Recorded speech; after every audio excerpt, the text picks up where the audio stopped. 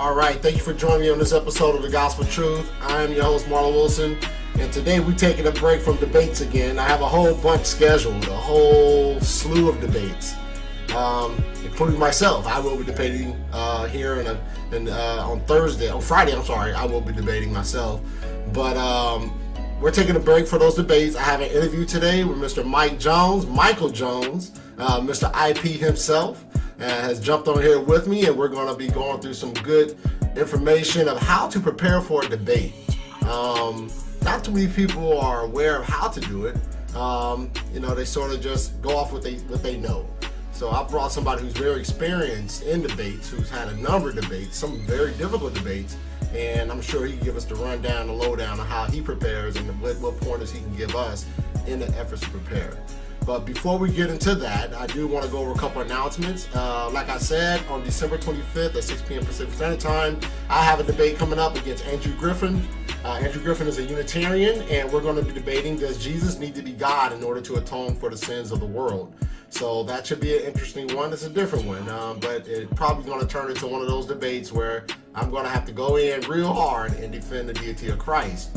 So also on the 26th, the day after, I have two back-to-back debates. I have Jonathan McLatchie versus John Gleason. He's also known as the Godless Engineer, and they're going to be debating the historicity of Jesus Christ. From what I understand, John Gleason is, I think he's actually debated Michael Jones. I think he's debated him, and they had some history. So it should be interesting, the interaction between Jonathan McLatchie and John Gleason, and see how that goes. October 30th, I have Ricky Cronin versus Miles Patrick. And Miles Patrick is a black Hebrew Israelite, and they're going to be debating, is obedience to the law required for salvation? As you know, black Hebrew Israelites put a strong emphasis on applying those Old Testament laws into their own lifestyle, and they feel that those laws need to be required in order for salvation. So Ricky Cronin, a believer in Christ, a Trinitarian, is going to be defending the fact that salvation is only in the Lord, that Christ fulfilled the law. And finally, November 1st at 6 p.m. Pacific Standard Time, I have Tyler Gregg. He's also known as A Snake is Right on his YouTube channel, an atheist. Is going to be debating Miles Kettleson, and they're going to be debating, can atheism account for objective morality?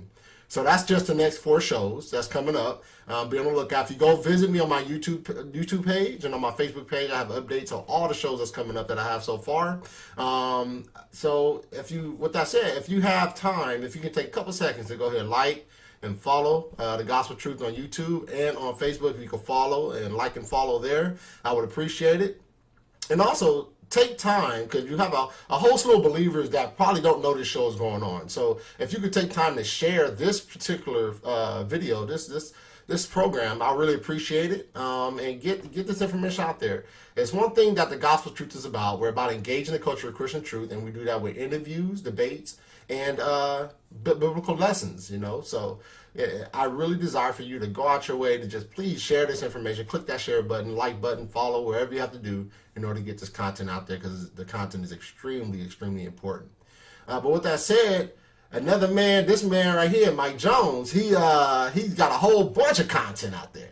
You know what I mean? He's been making videos for quite some time now, and the videos are done in such a pristine fashion. They're very articulately made, very clear and concise. The information, the way he puts information in the thought process that goes into these videos is very clear that Mike Jones cares about education. He cares about an intellectual basis for the phrase that we have.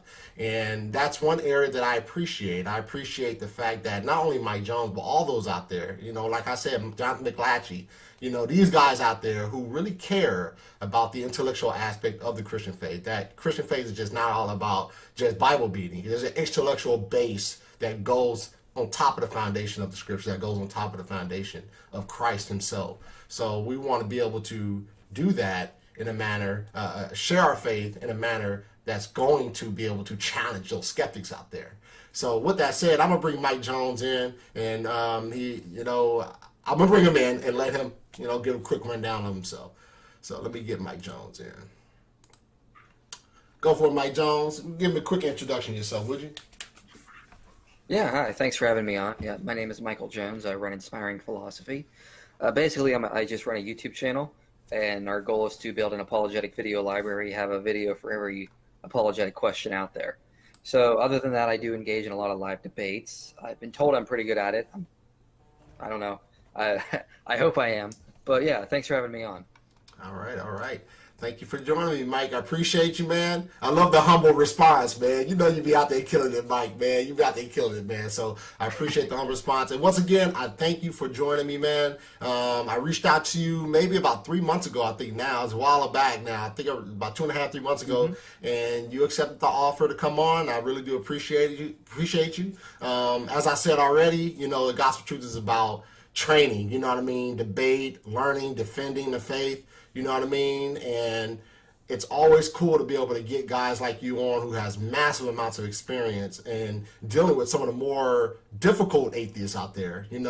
When you come against your guys like Aaron Ra, you know what I mean? Those guys, you know what I mean, who present these arguments, and unless you have the wherewithal to be able to catch the nonsense that they spitting out, you might allow them to get away with it. But you have done an excellent job at equipping not only yourself, but equipping the saints as well out there who don't necessarily know the answers to those tough questions, that a skeptic might bring to them. So I really do appreciate you for that. So if you could you give me a rundown of the ministry, the full-blown ministry that you have going on? Sure, yeah. As I said, it's basically a video ministry. We create different videos to deal with different apologetic questions. In the past, we've primarily worked with videos defending the existence of God, arguing or presenting the evidence for God's existence. We're currently working through a series on Genesis 1 through 11 right now. We've done the resurrection argument, defended New Testament reliability. We've gone through a series on objective morality and dealt with other views as well. So we've done a lot of different things. And right now I'm doing a lot of research, preparing for a pretty long series on the Old Testament. Okay, cool, man, cool. Yeah, so like I said, I want us to be able to know how to prepare, for the things for like debates and things like that. So like in your process of making these videos and being, I guess, the title of your organization is Inspiring Philosophy, So when God called you out of your sin, called you into salvation, at what point did he direct you to this area of ministry? Well, I mean, I guess it would be pretty soon. I don't know if I really had like a specific moment I became a Christian. For me, it was like a process. But I think it happened pretty early. I remember getting on MySpace and engaging in, just sort of like debates on forums type of things, and doing pretty good in some areas, doing really bad in other areas, and sort of refining myself that way. So when people ask me, like, how do you get good at debating? I always say, well, you need to start online. I mean, you just go on Reddit, go on YouTube, go on Facebook, just try to debate with other people there. And that helps to refine a lot of what you do, because I did that for years before I even made a video. Okay. Yeah, as you know, these Facebook groups and everything, it's a lot of chatter on those aspects, man. A lot of chatter on those forums to be able to go in there and converse and everything, and that's always good. But how many debates have you actually been in? Like, how many debates would you say that you actually been in? About 20, I'd say. Most of them are on YouTube. I appeared on an atheist podcast, which was basically a back and forth kind of debate called Dogma Debates a while back. So I'd say around 20 or so. Okay. Which one of those debates do you think posed the most difficulty, if you can go through the Rolodex, if you will, of the debates? That's a good question. I don't know which would be the most difficult per se, because I feel like at the end of every debate, I feel like I'm pretty good about what I said and everything. Mm-hmm. Maybe the one with Cosmic Skeptic, because he's very sharp on his feet and he's pretty good at coming up with some objections, right then and there. Mm-hmm. And of course, that's always about the moral argument, objective morality, and that's a little bit harder to lay out and explain than something that's more based in what we can observe. Okay, so what?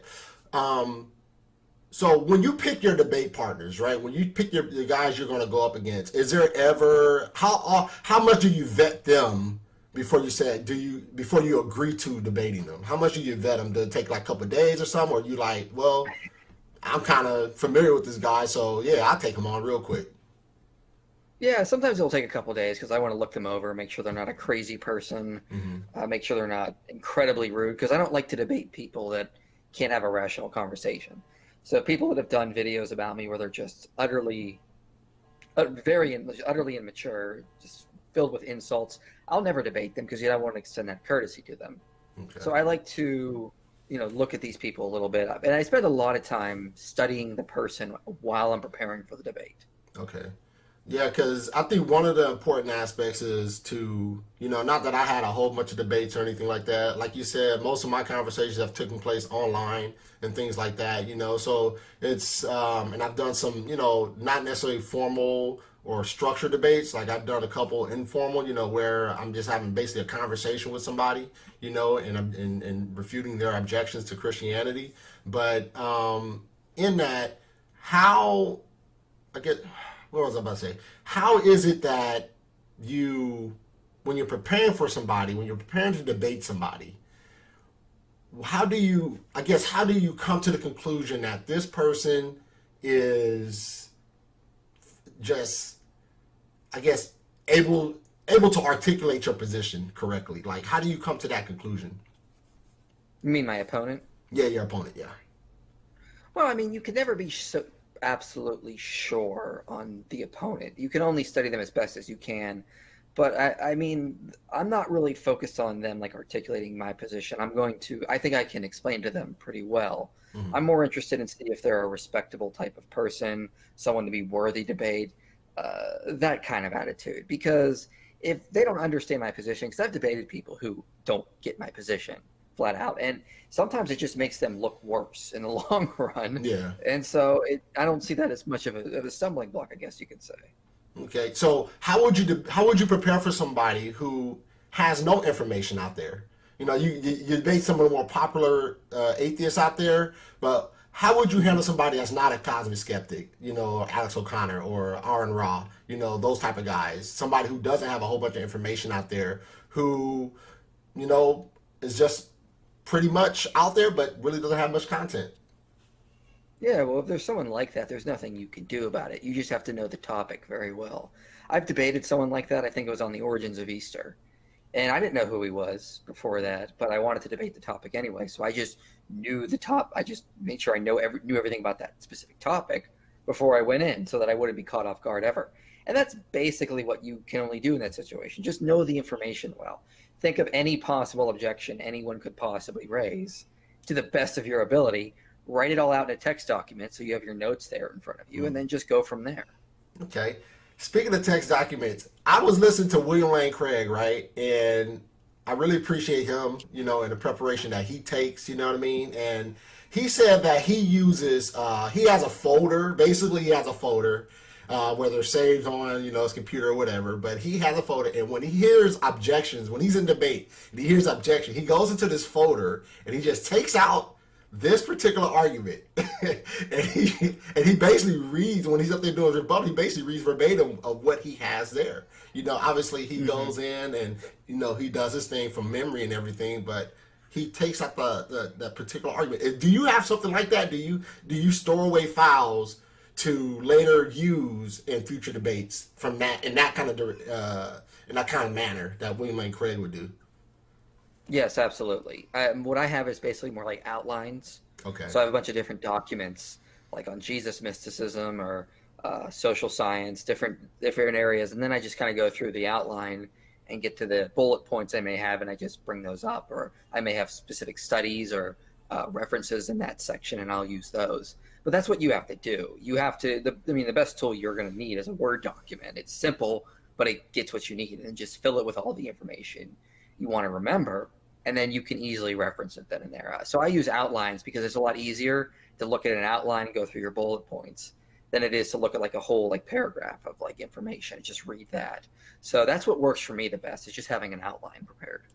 Okay, so what do you do in a situation like you're up there, you're debating, and you, I guess the question, what have you ever had a time where you just felt like you embarrassed yourself, as an apologist? Like you're like, man, dude, I didn't do too good. I just, I foobarred it. I messed up real bad. Have you had that experience yet? And if you have, how do you handle that situation? I can't say I have. I mean, maybe some other people would disagree, but I mean, looking through my past debates, I can't really think of a time that happened. Okay. I mean, it's hard for me really to say. I mean, I feel like a lot of debates I've gotten a lot of good feedback from. I felt confident after them, so I've never really had a point where I didn't know what to say. Okay, yeah, because it's fun. It's funny because I'm nervous as I go into this debate on Friday. I'm like, all right, this is like my first formal debate. You know what I mean? So I'm like, all right, man. I don't want to mess up. I want to be able to represent Christ in the nature that He's called me to represent Him. You know what I mean? I want to be able to articulate my position in a fashion that's going to glorify Him. You know what I mean? In apologetics. So, what do you say to somebody who is in that position like me, that this is their first formal debate, you know what I mean? And they are looking to go into this with confidence. What would you say to that person? Well, I would say use that. Use that anxiety and run with it. Think of every possible rabbit hole the debate could go down and then start building an outline for that. Because every debate I've had, I basically have an outline there ready to go on any possible thing they could say. I mean, you mentioned that I debated Godless Engineer, and that's true. And so I had an outline there. About 70% I didn't even use. It's like wow. I was ready to talk about pagan deities, the ascension of Isaiah, all sorts of other things, but we didn't go down those trails. So I would tell people, use that anxiety and just start preparing, exhaustively for the topic, because that's what I try to do. Mm-hmm. When I debated Tom Jump, I watched probably one of his debates a day for like 2-3 weeks, just figuring out who he was, what he could possibly say, and having that prepared. I kind of had a bunch of arguments that I was able to write out in case he went down these rabbit holes. I didn't end up using most of them, but I had it there just in case. And every now and then I will have to go down one of those rabbit trails, and I'm lucky that I have my outline available just in case. Okay. So you said that you have the outline, and you didn't use 70% of that outline. So what would be the best manner for someone to prepare for such a situation like that? Where you're sitting there for weeks, you're like, man, I know he's going to ask this. I know he's going to ask this. I have a whole bunch of stuff in this outline. He ain't going to get me. No way, no way. And then you get into it and you go totally in a different direction, a total different direction. And you're like, now what? Now how do you prepare for that? How do you prepare for that situation? Well, I think you just got to remember that if that's probably happening, either A, you didn't prepare enough, or B, you're not on topic. So you should prepare enough to cover every rabbit trail associated with that topic. But if you're debating someone like when I was debating Ken Hovind, the debate was, is Christianity compatible with evolution? Mm-hmm. He started the debate into a debate about evolution itself, what it was. And luckily the moderator kept jumping in going, that's not the debate, get back on topic. But if he didn't, I would have eventually said that you're trying to change the topic because you can't debate the actual topic. So that's a good phrase to remember. If you feel like someone's going off topic, just say, well, I feel like you're trying to go to a different topic because you can't debate the topic we were supposed to prepare for. Because, you should have every associated rabbit trail covered, I would say. Mm-hmm. That should be your goal. And if you feel like you're debating something you're not really prepared for, either you didn't prepare enough or you're not on topic. Okay. At what point should somebody decline a debate? You know what I mean? And somebody says no, I'd rather not, or I'd rather not debate you. What would be some of the red flags that you would say? Besides, I know you pointed out somebody who's overtly rude. You know what I mean? Doesn't have the ability to have a simple conversation. Because they act belligerent or whatever. What would be some other red flags that would trigger you to say, nope, I don't think this guy is worthy of a challenge or a debate with me? Well, I mean, for me personally, I don't debate people who don't have an audience, because I get like atheists or random people challenging me to a debate like once a week, and I can't debate every person out there. Mm-hmm. So for me, I try to debate people more with like roughly the same size audience or so. I mean, it doesn't have to be exact or anything. I'm pretty flexible on that. But that's one. Another thing might be if they're trying to rush it. I like to spend at least 2 weeks preparing to try to get to know the person. If they're trying to rush you into debate, that's usually a bad sign. Like last week or so, I had an atheist ask to debate me on a topic within like 2 days. And I said, I'm busy, first of all. That's not enough time to prepare. Can't we put it off for like a month or so? And I didn't hear back from him. So, he may have been trying to catch me off guard type thing. And, I don't think that's courteous. You should give your opponent enough time to prepare. You shouldn't want to just rush them into something. If they want to do it, I mean, that's their fault. I always try to offer my debate opponents a couple of weeks out. Some of my recent debates, I was turned down on that. And they said, no, let's go right now. Or like within a week or something. And I was like, well, all right, good luck. And so, if they do that, that's on them. But you shouldn't put yourself in that situation. Sure. That's a good token. That's a good token right there, information right there. So what would you say as an apologist? What would you say is your number one tool? It's a good question. I would say just probably my Word documents, just the outlines itself, because you're not going to remember everything, but you want to give the impression you know a good amount. So you should have the Word documents in there. When I debated R and Raw, we both had our computers with us, so we could reference things on our computer. That's normal. Mm-hmm. You should have that kind of thing there. Another great tool is your own anxiety. Don't get overconfident. Don't use that anxiety to prepare. Like when I was getting ready to debate Godless Engineer, I was preparing as if I was debating the leading scholar on Jesus mysticism, even though I know that's not really him, and he's not really that good at debating. I mean, just unfortunately, it's not his specialty, I guess you could say. But I treated it like he was going to know literally everything I knew and then something else. So I, prepared extensively. I watched so many of his videos, his live streams, trying to get an idea of what he could possibly say. Okay. So use your anxiety, use your Word documents, and use that to your advantage. And never underestimate someone, depending on the size of the audience. What I always tell people is I'm a Christian apologist, and I tell them that on purpose, because in the atheist community, the phrase Christian apologist has become a buzz phrase for derogatory or stupid. So I get into a lot of debates. They know I'm a Christian apologist, and I can tell flat out they've already assumed I'm stupid. So they don't prepare. And I catch a lot of people off guard because of that, because I know the debate topic very well. I came with my sources. They didn't. And so because they have, the atheist community has done this to themselves, they turned the phrase Christian apologist into a derogatory phrase. I use that to my advantage. Okay. Yeah, so, I mean, because it's, I guess, not knowing what the greatest tools are, you know what I mean? So, not knowing what the greatest tools are, not knowing what would fit you, you know what I mean? Trying to figure out what helps you get through the process of a debate. I guess could pose some challenges, you know what I mean? It can be very difficult sometimes, especially if this is your first one, you don't have a whole bunch of experience, it could pose some challenges to you. So how much time do you spend in prayer before you go into a debate? How much time do you spend in prayer, or do you fast or anything of that nature to prepare to debate an apologist or anything like that? I don't fast. I don't fast that often. Okay. It would only be if I'm going through a personal struggle. I do pray a lot, but it's random. I don't know if I ever really timed it. Like I don't set times or anything. I've tried. I'm not really good at keeping a schedule in that regard. Mm-hmm. So I think about it a lot. I dwell on it a lot. I pray on it a lot. I ask for guidance a lot, but I can't really put a number to it. Okay.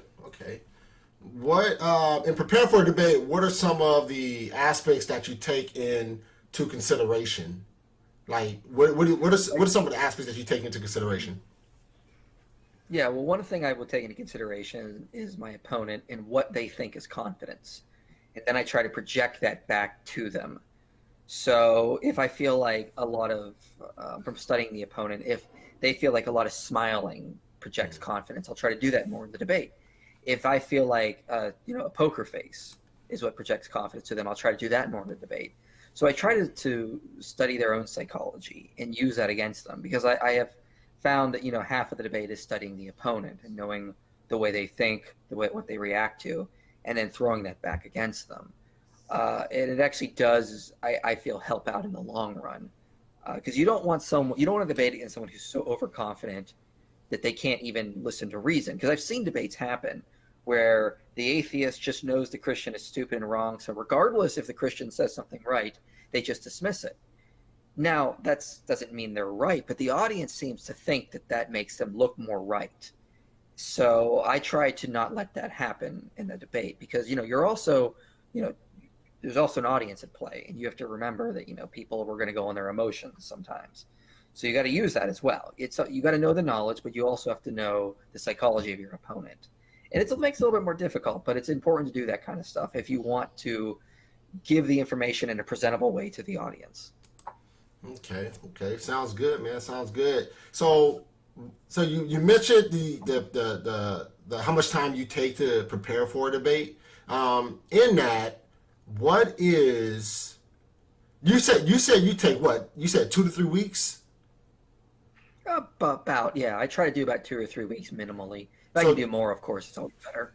So do you read, like, do you try to read all their literature exhaustively? And like, if somebody who's a writer, you know what I mean, somebody who likes to write, or do you like? Because I think that's one of the pitfalls that I've tried to watch every video that this dude has, and I try to watch everything that he has. You know what I mean? So I'm like, all right, so I can be ready for whatever. So do you do that? Do you try to watch and listen to everything exhaustively, or you just sort of pick little nuggets here and there?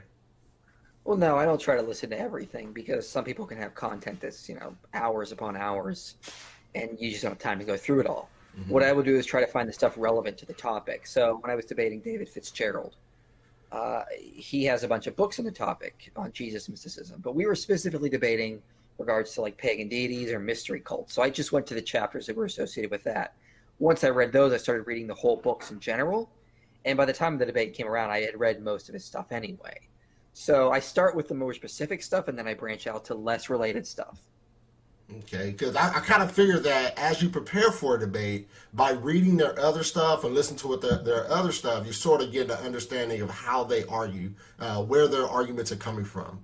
So I guess that's where I was thinking, as far as like when it comes to preparing for debates, that's where I guess where my mind is at. I'm trying to figure out how this dude is, you know what I mean? What's his mentality? What's his attitude, you know what I mean? Is he a fiery guy, you know what I mean? Or is he just a mundane, chill dude, like, speaking of fiery and getting going, or a fiery attitude, the debate you had with Aaron Ra, that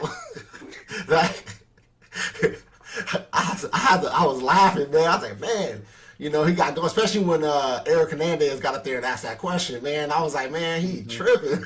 He tripping hard. So when you're in the debate, how do you handle a situation in the midst of a debate, somebody starts behaving in that nature? How would you handle that situation?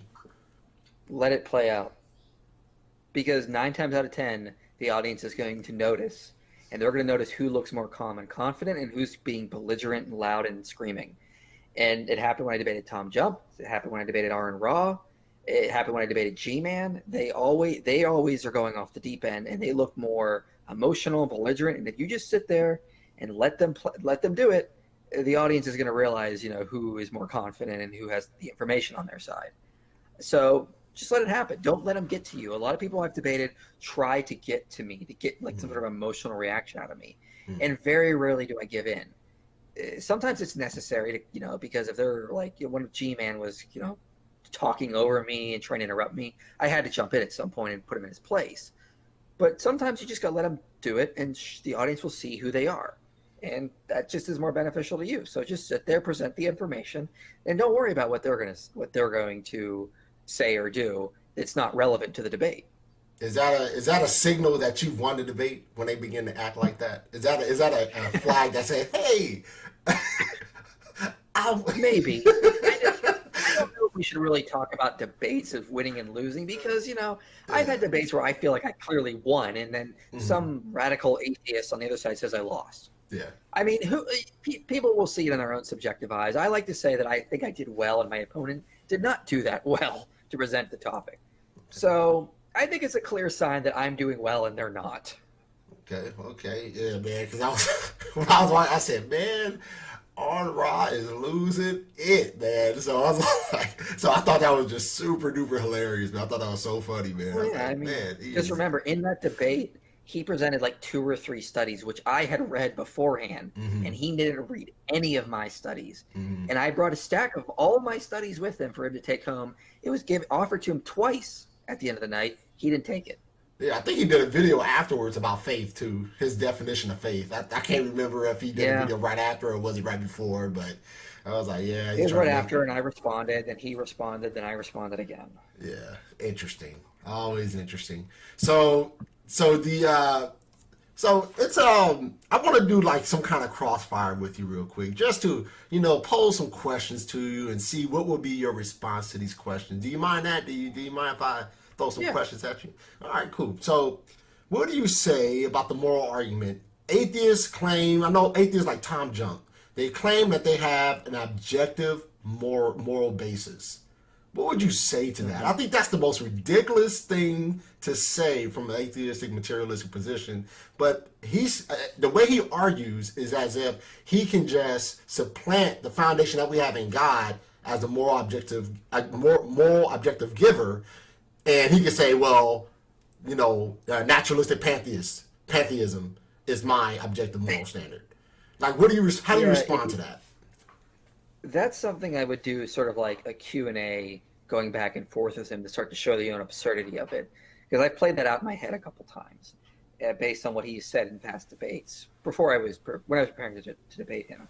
Because he argues for a naturalistic grounding. Well, I mean, that's going to suffer from things like G.E. Moore's, critiques of it, like the open question argument, the is-ought fallacy. You cannot derive an ought from an is. You can't reduce morality to something natural. There's too many problems with that.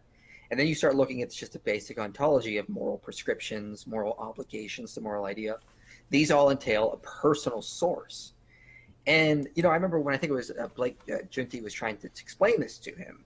And all he kept saying was like, well, it could just be like there's some sort of like special law within naturalistic pantheism that can explain all this. And I'm like, well, that's just ad hoc. You're just multiplying entities beyond necessity. If it looks like it's a personal, necessary, conscious source, it most likely is. We don't have to say that it just mimics that and is something naturalistic. So I would have to walk him through that kind of thing and ask him questions to show the absurdity of it. Something that Trent Doherty did as well, in just a simple kind of way. Yeah, I think I saw that debate with Trent. I think I saw that one. It was interesting. I kind of, I was looking at Trent. I'm trying to. I think I have the right person that I'm talking about in my mind. But some of the theological aspects that he was saying, I was kind of like, you know what I mean? I wasn't really feeling. But I think he did sort of challenge Tom Jump. You know what I mean, on his position, on the aspects. So okay, so say somebody like, let me see. I mean, if I present an argument saying that God, naturalistic or materialistic foundations are more, uh, let me see, more has a higher probability to explain logic, to explain rationale. How would you explain that? How would you go through that process? Could you say that question again one more time? So if I'm an atheist or come from a materialistic naturalistic position and I try to say that moral and logic, the moral position or logic is can be founded in the materialistic worldview or can be substantiated or the foundation of it can be substantiated in materialistic worldview, how would you respond to that? Well, let's stick with morals because that's more what I do. I have a different view on logic Okay. that I don't think the atheists would object to. But for moral, let's start with like moral prescriptions. So we need to think about what prescriptions are. They're not descriptions, but moral oughts are prescriptions. But it takes a prescriber to give prescriptions. Prescriptions cannot be found in just the basic descriptions of reality, like you could say with like logical or physical descriptions. Mm-hmm. So moral prescriptions entail a prescriber. It makes sense if I prescribe you something. Like let's say I need you to like watch my house for me. I Mm-hmm. have just prescribed a moral ought for you. Okay, that's something between two agents. But if there are objective prescriptions that we have to follow, if you believe there's objective morality, then there's got to be an objective prescriber that have given these objective prescriptions to us. So just the very essence of objective morality entails there is a prescriber there, because these cannot be found in descriptions of reality.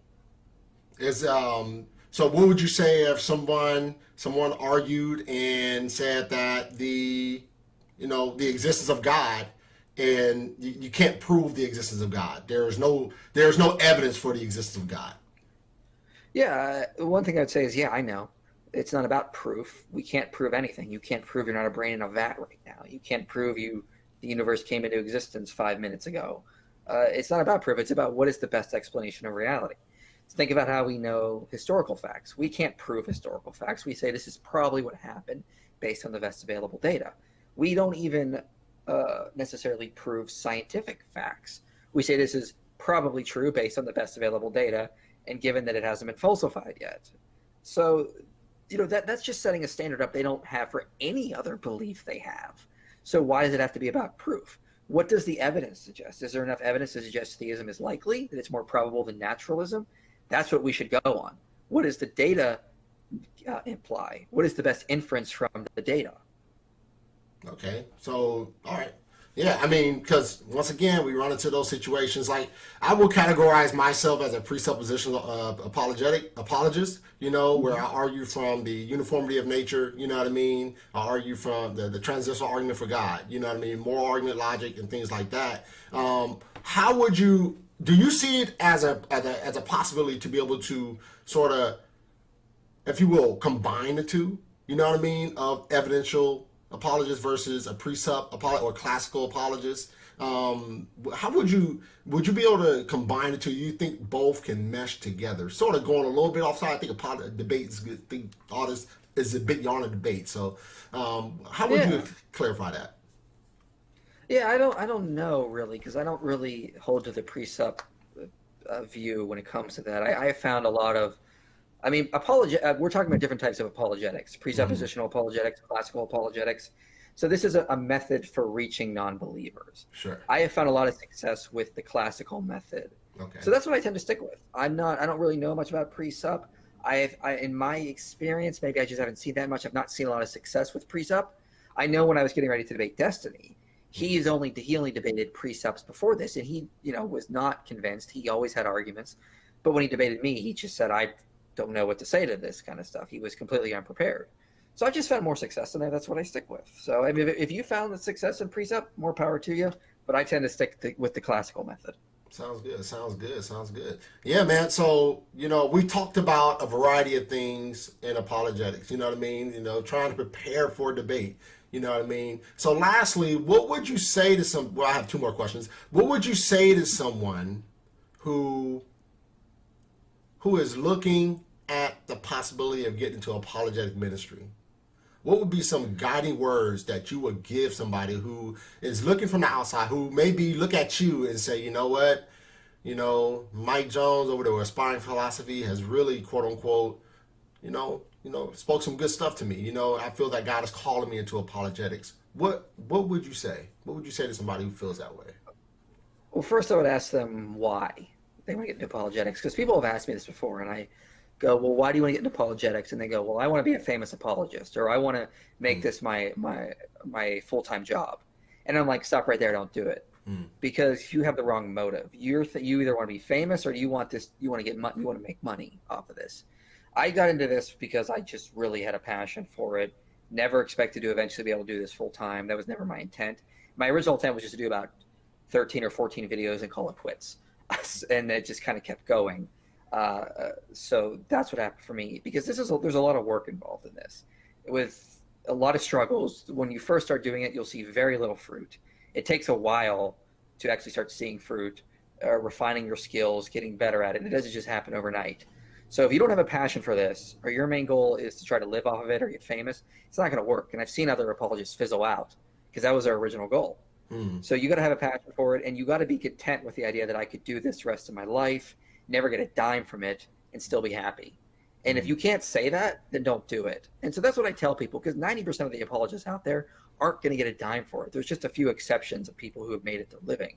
I'm blessed enough that that's going to be me pretty soon, where I could do it full time. But it took 7 years to get there. It didn't happen overnight. And there was a lot of struggles, a lot of like all-nighters, working a full-time job, not getting a weekend off. Like I've not really had a weekend off in 7 years, really. Wow. I mean, I've always been doing something in terms of apologetics for 7 years, but it's my passion. So I love doing it. I don't want to take a weekend off either, because there's always something to read. There's always something to do. So that's what I do. So for me, it's not a job. It's just what I love to do anyway. So I would do it even if I still had a full-time job, just not as much as I can do now.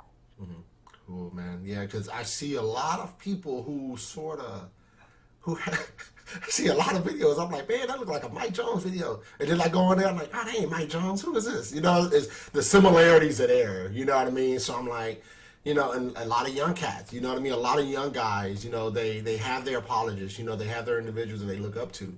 You know what I mean? And, you know, it's as somebody who has the experience that you have. You know what I mean? You know, it's always good and it's always appreciative to hear those words from you. You know what I mean? To be able to say, you know what? You know, if you are doing it for the wrong reason, don't do it. You know what I mean? If you're not doing it for the glory of God, don't do it. You know, if you're not doing it for you know, because you want to bring this person to Christ, don't do it. Those should be the overall foundational aspects of why we're doing apologetics. So with that said, we've talked about, you know, debate preparation. What it takes to do that. We talked about, you know, a little bit some argumentation that the atheist might throw at you, you know, and we talked about why be apologists. What are some aspects, you know, of somebody who thinks they're called into apologetics? So the final question is the most important question of them all, you know. So if you can give me a rundown of what the gospel truth is, Mike, I really appreciate it. Sure. I want to start with just basic psychology, though. So regardless of what we do in life, you're going to feel superior to someone else. If you are a religious person, if you are a religious Christian or a Muslim or a Jew, you can't help but feel superior to people that are not in your religion. But if you're an atheist, you feel superior to religious people because you look down at those ignorant buffoons that you don't worship and go to church on Sunday or do any of that stuff. But what if you're just a hardworking, decent person? You can't help but feel superior to lazy people. But the gospel says you're a moral failure. The gospel says you need to be saved, and there's nothing you can do to achieve salvation, and that you can only get through life through the grace of Christ. So the gospel says, regardless of what you do, you shouldn't feel superior to anyone. You know, I know there are a lot of atheists online who I've debated who probably are better people than me. They donate more time to charity. I've seen them definitely going out volunteering more. Well, how could I admit such a thing? Aren't I supposed to be better than them because I'm a Christian? Well, here's the truth. The truth is I'm a sinner and saved by grace. So it doesn't matter how good I am. What matters is how good he was. I'm the most evil person I know. How could I feel morally superior to anyone else? I can't get through life without grace, without salvation. My works are meaningless. If that's at the center of your life, that's going to equip you to change. That's going to equip you to really see the world through different eyes. So the gospel is the only view out there that says you can't feel superior to anyone if you want to follow me. And that's why it is different than everything else out there. Because the gospel is the true answer to the problem that is plaguing humanity, to the depravity of humanity. And that's by getting rid of the pride right then and there. All right. Thank you, Mike, man. Hey, thank you. I appreciate all you've done. I appreciate all the content that you put out there and the efforts that you put towards to equip the body of Christ in this crazy world that we live in. Hey, as you know, I don't know if you checked out anything that I have on my YouTube page or anything like that, but I have a whole slew of debates, man. And it will be an honor if I can get you on to debate somebody. It would be an absolute honor to have you on. So I would love to have a chance to converse with you on that topic and subject matter to see if we can get that ball rolling. But you know, with that said, man, I appreciate you coming on, and I'll be praying for your ministry. You know, that God will continue to use you, you know, thank you for coming on. I appreciate you. Yeah, thanks for having me. I appreciate it. All right. Well, that's it, folks. My man, Mike Jones, Inspired Philosophy. You know, every time I hear his name, I think about that song, that rap artist back in the day. You know, Mike Jones. And he say his name all on the album. Mike Jones, back in my rap days, back in my day, man, back in my heyday, man, before I was saved by grace, man, when I used to listen to that stuff, man. But yeah, that jingle always comes to my head whenever I hear Mike's name. So it's all good. It's all good. Once again, I appreciate all the information, and hopefully you do too. That all the information that Mike put out there, in preparing what he does to prepare for his debates. If you are an aspiring, apologist, and you're looking for an opportunity, to be able to exalt that gift that you feel that God has called you to do, take what Mike said in consideration. If you're doing this for the wrong reasons, for the wrong objectives, then we have a problem. As you go into your apologetic career, or if you feel that God is calling you apologetics, pray on it. Pray on it. Take time to sit down and just get on your knees and pray on it. Search the scriptures. See if God is calling you into that. Please don't do this. Like Mike said, don't do this for the money. Don't do this because you want to be popular, or you want to write a couple of books, and you want to feel that you're this great doctor of philosophy, or anything like that. Do it because you love Christ. Do it because Christ is at the center of everything that you do. And if you do it that way, you'll have the right heart to do it. You'll do it for the correct reasons. And God will be glorified. What more can we ask for that? So before we get out of here, I do want to rehash the upcoming events, shows that I have coming up. October 25th, 6 p.m. Pacific Standard Time, I have a debate myself with Andrew Griffin. He's a Unitarian, and we'll be debating, does Jesus need to be God in order to atone for the sins of the world? October 26th, 6 p.m. Pacific Standard Time, another debate. Jonathan McLatchy will be debating John Gleason, and he is also known as a godless engineer, and they'll be debating the historicity of Jesus Christ. October 30th, 6 p.m. Again, Ricky Cronin will be debating Miles Patrick, and they'll be debating, is obedience to the law required for salvation? And finally, November 1st at 6 p.m., Tyler Gray, calls himself the Snake is Right, who are debating Miles Kettleson, and they're debating, can atheism account for objective morality? So as you know, I have a whole bunch of debates, and if you have time, go check out my YouTube page, check out my Facebook page, and you'll see all the upcoming debates coming up. Also, I forgot to add that I have 2 more debates that just got confirmed, and they're the debates, 2 flat earth debates. Can you believe it? Flat earth. Can you believe it? We have 2 of them. 2 of them, man. So it should be interesting, man. That's going to be an interesting one. But nonetheless, we have those coming up in December. But be on the lookout for all the content. Be on the lookout for all the updates. And if you can, take time to subscribe, like, follow the Facebook page, the YouTube page, The Gospel of Truth. Also, go ahead and share this content. With that said, I'm going to get out of here. I appreciate you. May God bless you, and may God keep you. I'm out.